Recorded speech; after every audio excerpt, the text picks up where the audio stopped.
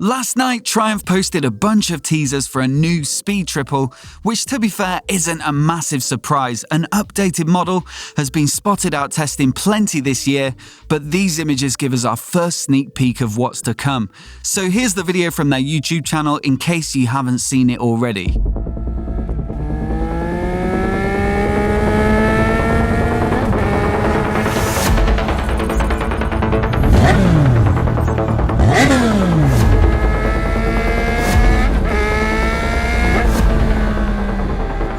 There are also a few photos on their website of the front end, the tail light, the decals, and the bike head-on riding through a tunnel. Now from these shots, it's easy to see that the new Speed Triple will adopt a similar style of headlight to the Street Triple, with a more aggressive slanted appearance with daytime running lights along the top edge.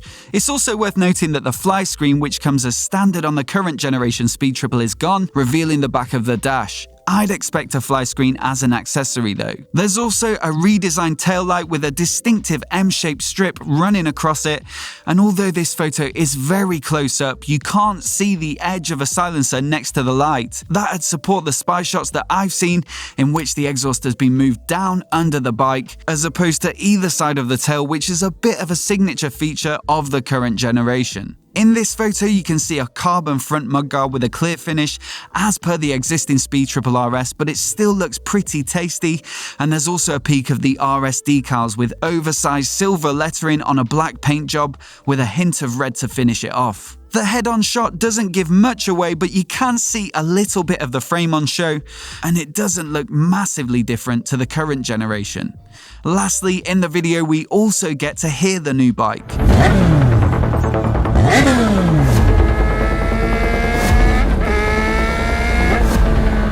Some folks have speculated that the T-plane crank used on the Tiger 900 to give it a new rougher sound and torquier feel might make its way onto a road bike at some point, but from what I can hear, it doesn't seem to be the case for the new Speed Triple, with a typical regular firing interval for a smoother feel that will realistically better suit a performance naked like this.